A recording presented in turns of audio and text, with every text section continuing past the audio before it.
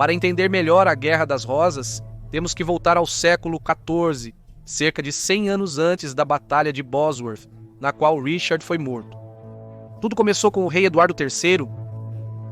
Ele tinha 5 filhos, e normalmente o trono passaria para o filho mais velho, e depois para o seu filho mais velho ao longo dos anos. O problema era que o herdeiro de Eduardo, o príncipe negro, morreu antes de seu pai. Então a coroa passou para seu neto, Ricardo II. E, infelizmente, Ricardo tinha só 10 anos quando Eduardo III morreu. Foi seu tio, João de Gante, o duque de Lancaster, e não seu tio, Edmund, duque de York, que assumiu o manto de protetor e conselheiro do jovem monarca. Ricardo II acabou por ser um líder fraco, que teve sorte de sobreviver a várias crises durante seu reinado, incluindo a revolta dos camponeses. Atualmente, muitos historiadores acreditam que ele sofria de um transtorno de personalidade que o incapacitava de governar de forma competente. Em 1399, quando seu tio John of Gaunt morreu, Henry Bolingbroke, filho de John, decidiu que tentaria governar o país. Após forçar Richard a abdicar, ele morreu em circunstâncias muito misteriosas. Acredita-se que Bolingbroke o deixou morrer de fome no castelo de Pontefract. Assim, Henry tornou-se o rei Henry IV da Inglaterra, da linhagem de Lancaster. York. Agora a coroa passa pela família para o guerreiro rei Henry V Henry e para Henry V I, que também é descrito como um governante fraco, provavelmente devido a uma série de colapsos mentais. Para o país, ele era inapto para governar. Então podemos adicionar outra família nobre à mistura, a Casa de York.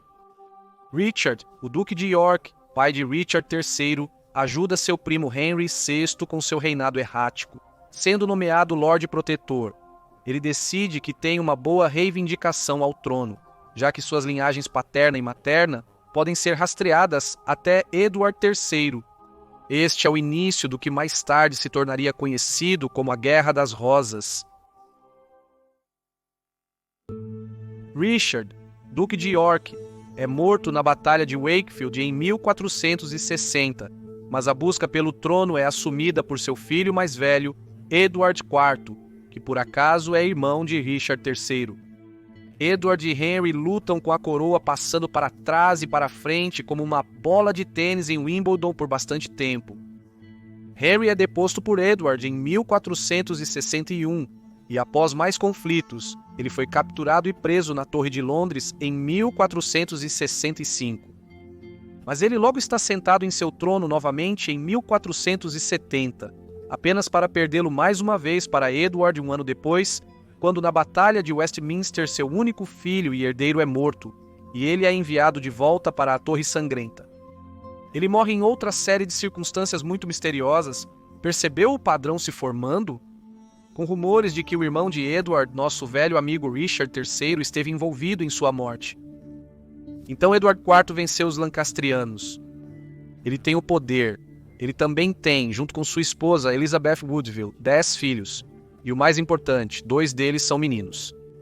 Mas então ele morre em sim, você adivinhou, circunstâncias muito misteriosas. Talvez veneno ou um forte resfriado, ninguém parece saber ao certo. Ricardo III.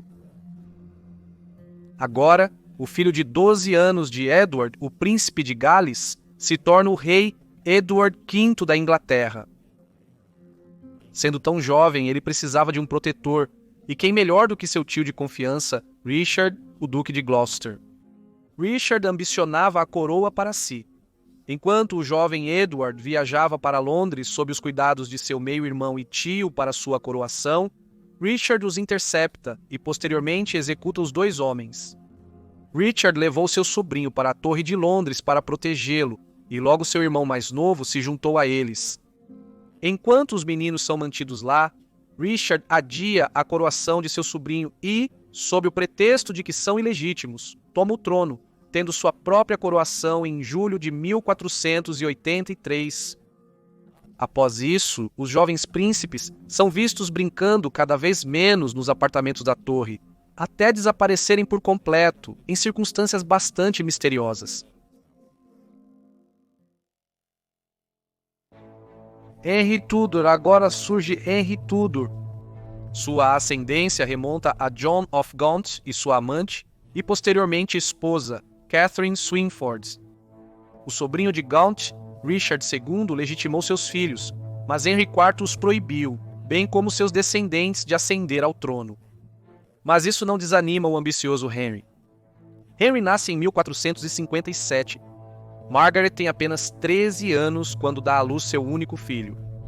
Menos de um ano após o casamento de seus pais, Edmund, o pai de Henry, também luta pela causa lancastriana.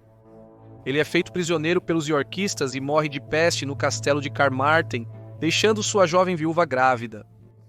Em 1483, Henry, adulto e exilado na França após Edward IV retomar o poder, tem sua mãe Margaret abertamente encorajando-o a usurpar Richard III. Na Catedral de Rennes, no Natal, Henry promete se casar com Elizabeth de York, primogênita de Edward IV. Com a presumida morte de seus irmãos, os príncipes na torre, ela se torna a herdeira de seu pai. Com o apoio dos franceses, Henry se prepara para uma invasão total. Desembarcando no país de Gales, um reduto histórico dos Lancaster, Henry marcha com seus 2.000 exilados ingleses e mercenários franceses rumo a Londres, reunindo soldados galeses no caminho, acumulando um exército considerável. Bosworth. Então por que o campo de Bosworth em Leicester? Richard sabe que a invasão de Henry é iminente, mas desconhece a direção da qual a ameaça está vindo. Richard se posiciona estrategicamente em Nottingham, no centro do país, ao norte de Leicester. Sabendo que Henry está no país de Gales, ele marcha para o sul para interceptá-lo e impedi-lo de chegar à capital. Em Leicester, Richard pernoita na pousada do Javali Branco, seu emblema e símbolo pessoal. Após a derrota, a taverna é renomeada para a Pousada do Javali Azul para não irritar o novo rei Henry. Segundo a crônica de Croyland, Richard não tem uma boa noite de sono, pois o rei, segundo relatos, tinha visto naquela noite em um terrível sonho uma multidão de demônios aparentemente o cercando. Na manhã seguinte, o rosto de Richard foi descrito como mais lívido e horrível do que o habitual. Richard precisa passar pela Ponte Bow ao sair da cidade murada. Disse que ele bateu seu espora na borda da ponte. Uma velha se adianta e lhe diz, citação, "Onde você bateu sua espora hoje, é onde você baterá sua cabeça ao voltar para a cidade. Uma profecia da derrota, que está por vir." 3 exércitos se encontram em Bosworth em 22 de agosto de 1485. As tropas de Richard superavam em muito as de Henry. Ele tem cerca de 8.000 homens, Henry apenas 5.000. O terceiro e menor exército de 4.000 é liderado pelo Lord Thomas Stanley e seu irmão Sir William. Lord Stanley é padrasto de Henry, marido de sua mãe, Lady Margaret. No entanto, Richard mantém o filho de Lord Stanley refém para desencorajá-lo de lutar por Henry, mesmo ciente disso. Então, os 2 irmãos Stanley ficam à margem e não se juntam à luta, até que possam ver qual lado vai vencer. Os exércitos são principalmente de infantaria que carregam foices e lanças. Há também centenas de arqueiros e alguns homens portando armas primitivas e de mão. Os cavaleiros e homens de armas montam cavalos de guerra, equipados com armaduras pesadas. O suporte vem na forma de canhões que disparam tiros de ferro, chumbo e pedra. Richard é um líder experiente, treinado como cavaleiro. Ele liderou campanhas nas fronteiras escocesas e lutou em batalhas decisivas das Guerras das Rosas. Bosworth é a primeira batalha militar do jovem Henry, e ele entrega o comando ao mais hábil conde de Oxford. Richard, porém, comanda seus homens da linha de frente sempre no centro da batalha.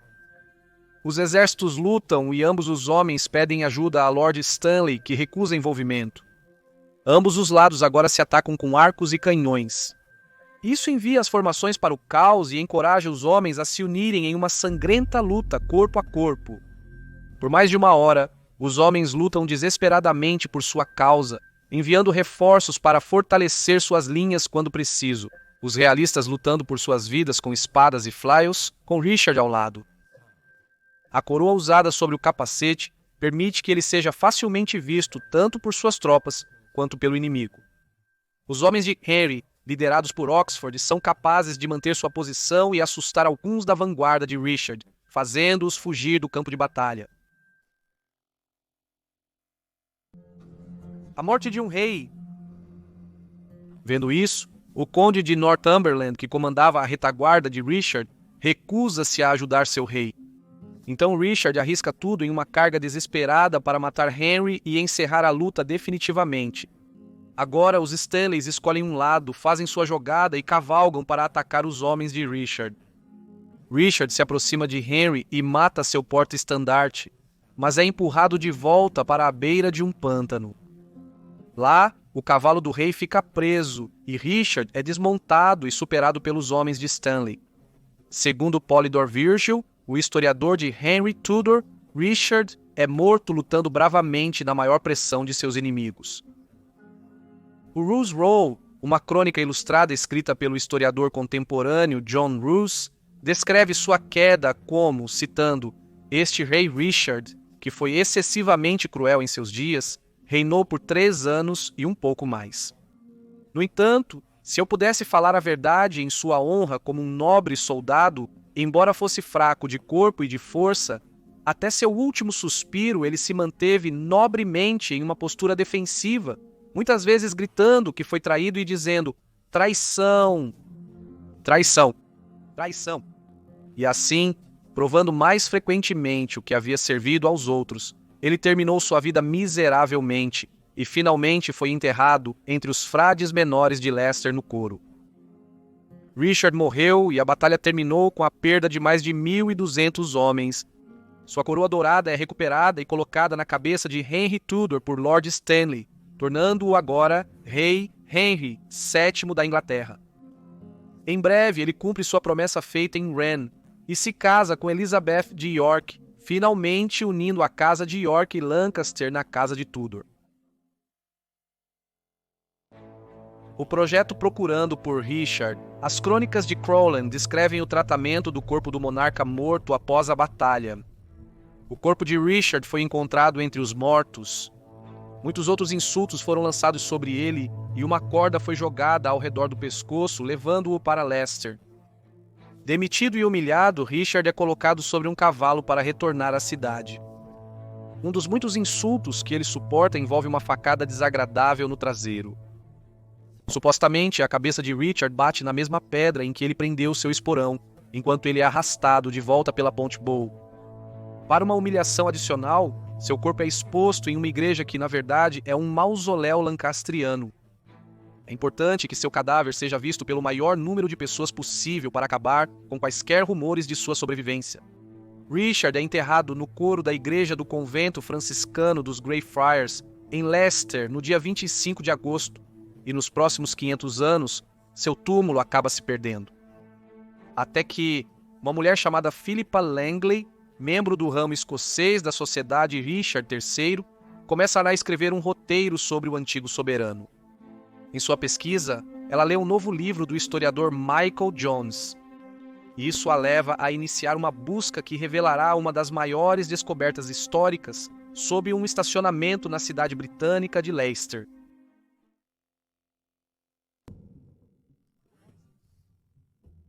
Em 1538, surge Henrique VIII, o infame filho de Henrique Tudor, e sua dissolução dos mosteiros. Este é o ponto em que a localização do túmulo de Ricardo III se perde. Não se esqueça de que os Tudors querem difamar Ricardo e suas memórias, então é improvável que se importem que os Greyfriars é o local de seu corpo. A igreja e os edifícios monásticos de Greyfriars são demolidos durante a dissolução, sendo apenas uma das centenas de casas religiosas suprimidas na Inglaterra, País de Gales e Irlanda. Em 1610, o cartógrafo John Speed observa que, cito, humildemente enterrado dentro de Greyfriar, que sendo arruinado, seu túmulo repousa como obscuro, coberto de urtigas e ervas daninhas. Um ano depois, ele escreve sua História da Grã-Bretanha, relatando que Richard foi desenterrado durante a dissolução e seus restos lançados no rio Soar. Essa história se torna tão difundida que quando a busca pelo corpo de Richard começa em 2012, muitas das pessoas de Leicester ainda acreditam que nada será encontrado porque ele está no rio. Não se sabe como Speed obteve a informação ou se já visitou a cidade, pois ele coloca os frades na direção errada em seu mapa. O prefeito de Leicester, Robert Herrick, constrói uma mansão em parte do terreno. Ele informa a Christopher Wren que suspeita da localização do túmulo de Richard. Wren é o pai do futuro famoso construtor da Catedral de São Paulo e tutor do sobrinho de Robert. Ele registra em seu diário em 1612, como Roberts lhe mostra, citação, uma bela coluna de pedra com 3 pés de altura, com esta inscrição: aqui jaz o corpo de Richard III, outrora rei da Inglaterra. O local é passado de proprietário para proprietário até que no início do século XX é asfaltado.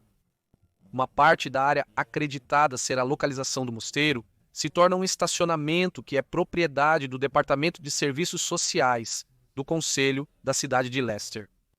Richard morre aos 32 anos.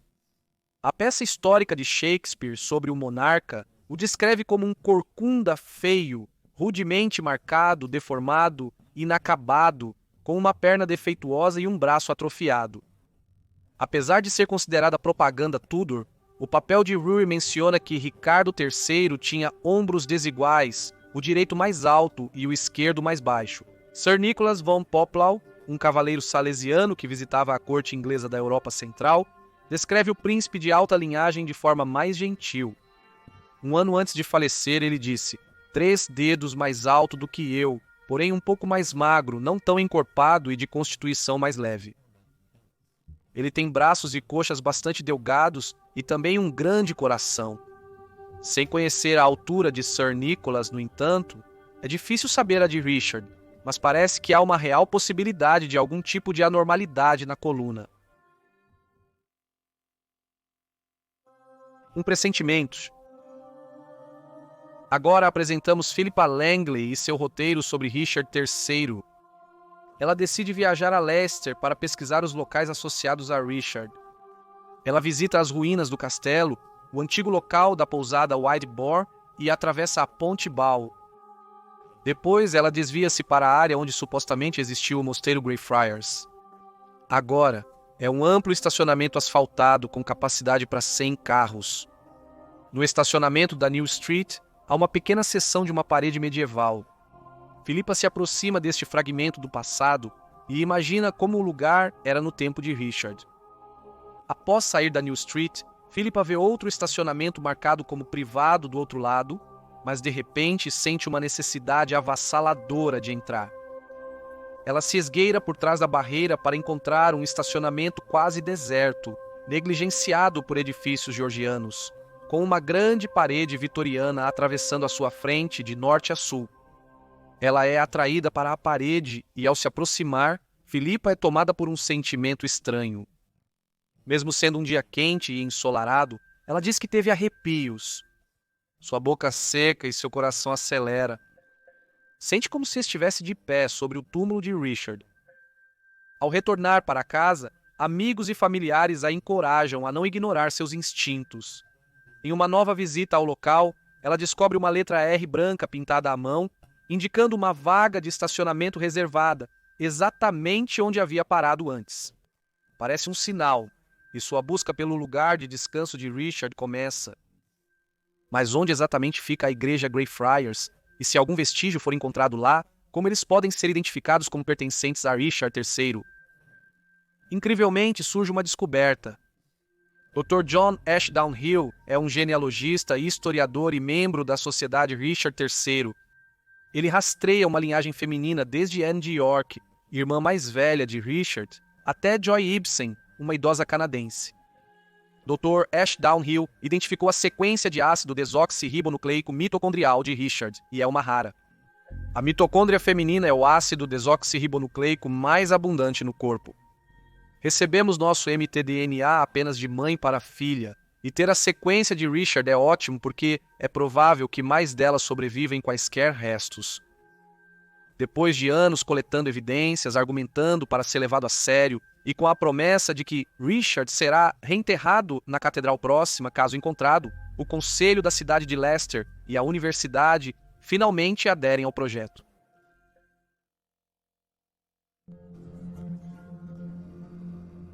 Um dia antes do início da escavação, não há muita esperança de encontrar os restos mortais de Richard. O objetivo principal da escavação é localizar o edifício do convento franciscano e, se possível, a área da igreja. Há uma chance remota de localizar o coro no extremo leste da igreja, e encontrar Richard não é uma expectativa realista. Um mapa detalhado de Leicester de 1741, feito por Thomas Roberts, é sobreposto com um mapa atual da região.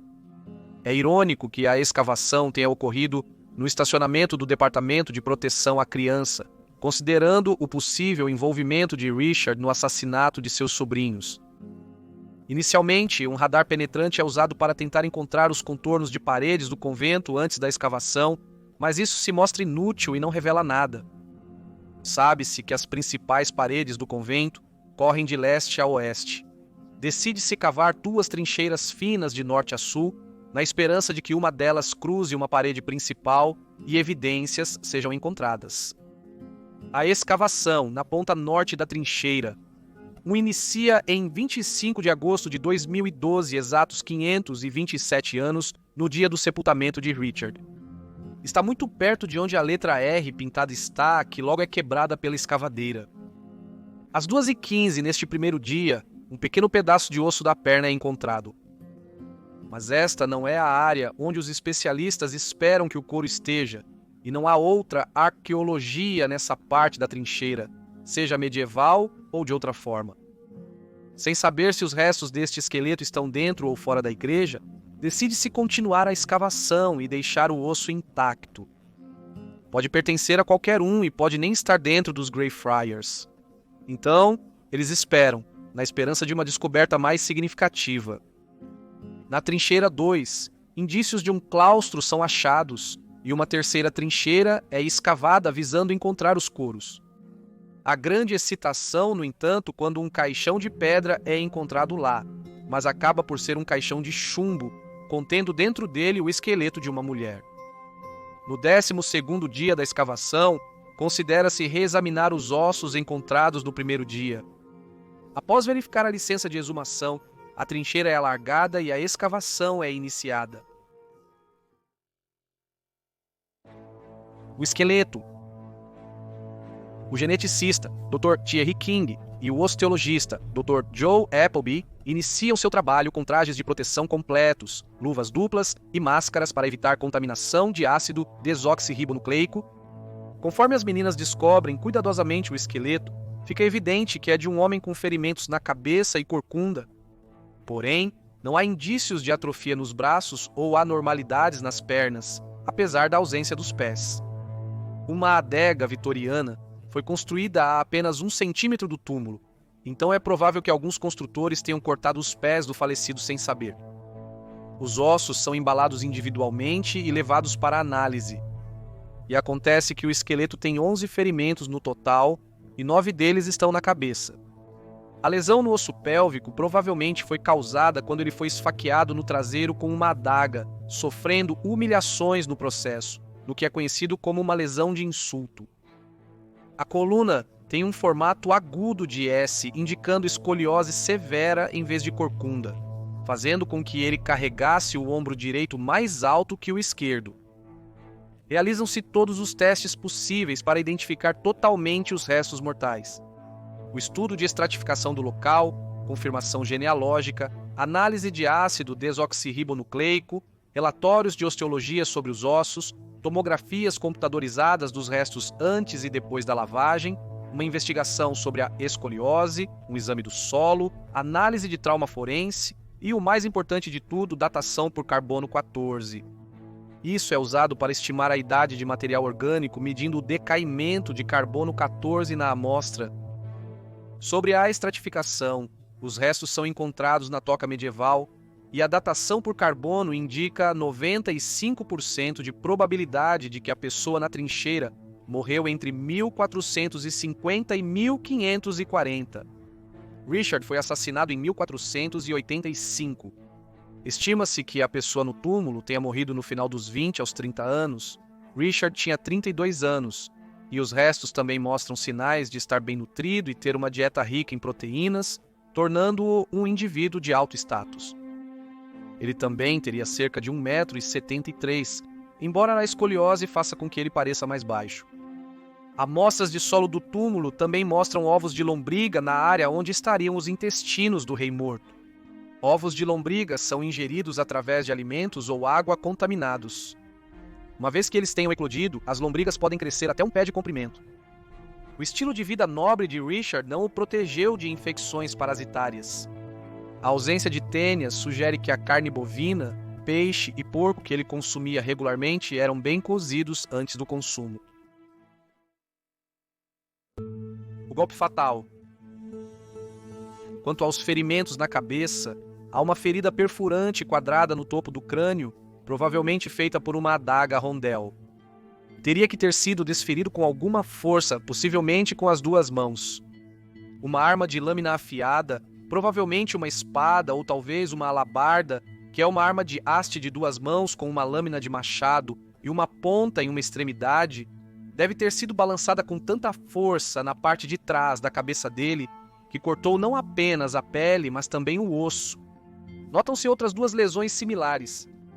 O golpe fatal foi desferido por uma lâmina de corte que removeu a parte posterior do crânio, expondo uma seção do cérebro. A morte teria sido imediata. A ideia da cabeça sendo atacada com movimentos de corte é mencionada em um poema de elogio dedicado ao nobre Rhys Thomas. Thomas tinha mais do que um interesse passageiro na Batalha de Bosworth, e alguns dizem que ele foi responsável pelo golpe fatal no rei Richard. Apesar de ser um fervoroso lancastriano, Thomas faz um juramento para defender o rei iorquista Richard. Como recompensa, Richard o torna tenente principal no sudoeste do país de Gales. Quando Henry Tudor desembarca na costa galesa, Thomas trai o rei e se une a Henry, reunindo galeses enquanto marcham para a batalha. Prova de ácido desoxirribonucleico. Uma reconstrução facial de Richard começa por um especialista em antropologia facial, usando varreduras de CT-3500 e fotografias do crânio. O ácido desoxirribonucleico antigo é muito mais difícil de isolar e gerenciar do que o ácido desoxirribonucleico moderno. Ele se degrada após a morte e só estará disponível em pequenas quantidades, se houver alguma. Esperando que o ácido desoxirribonucleico do monarca morto seja protegido pelo esmalte, 4 molares são removidos da boca do esqueleto. Moídos até virarem pó fino, metade enviada para a Universidade de York e o restante para uma universidade em Toulouse, na França. Usar 2 amostras e 2 locais de teste evita a possibilidade de erro. Infelizmente, a canadense Joy Ibsen faleceu em 2008, mas seu filho Michael, que mora em Londres e é considerado o sobrinho da 17ª geração de Richard, teve seu ácido desoxirribonucleico sequenciado e o código foi identificado. Acontece que é uma correspondência completa e Michael é um descendente direto da irmã do rei Richard, Anne de York.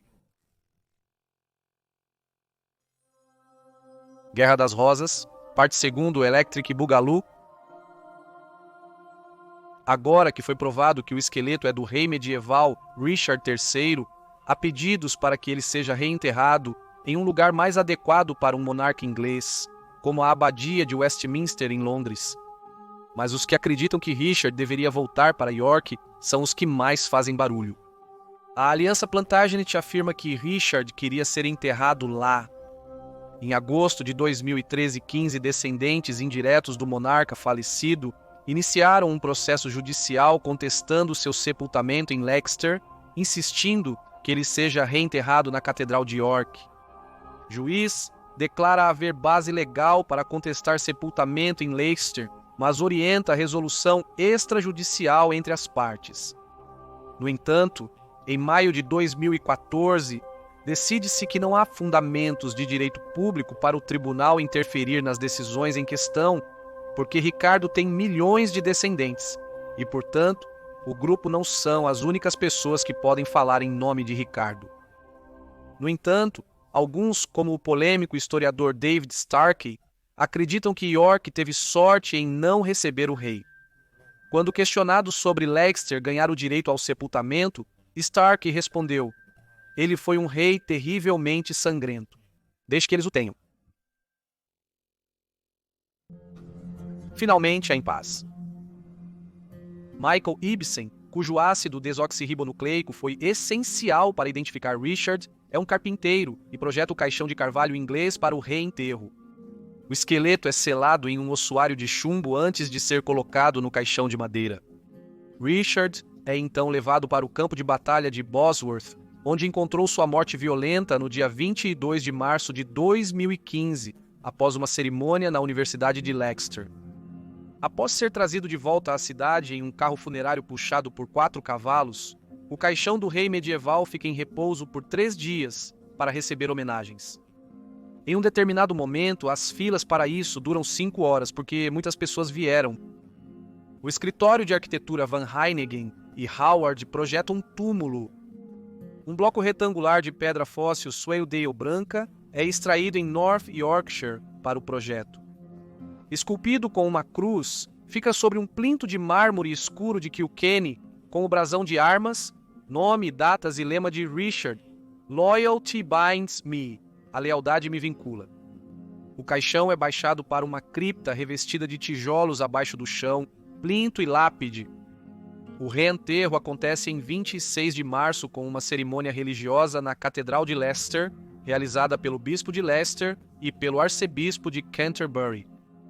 O dinheiro para o design do túmulo é arrecadado pelos membros da Sociedade Richard III, através do projeto Looking for Richard de Philippa Langley. O duque e a duquesa de Gloucester e a condessa de Wessex representam a família real britânica no local. Benedict Cumberbatch se prepara para interpretar Richard na adaptação da British Broadcasting Corporation de Hollow Crown e lê um poema de Carol Ann Duffy durante o serviço. Após a morte do rei Richard III, seu corpo nu e sem lavar foi apressadamente jogado em um buraco cavado às pressas na igreja Greyfriars, sem caixão ou sudário. Seu túmulo foi perdido, junto com sua reputação, sob uma pilha de propaganda Tudor. Sua morte marcou o fim da Idade Média e o início da Era Moderna. Mais de 500 anos depois, o que começou como uma intuição em um estacionamento se transformou na notável busca por um rei perdido, um homem que ainda permanece como um dos governantes mais controversos da história. Obrigado por assistir a este episódio sobre a loucura medieval.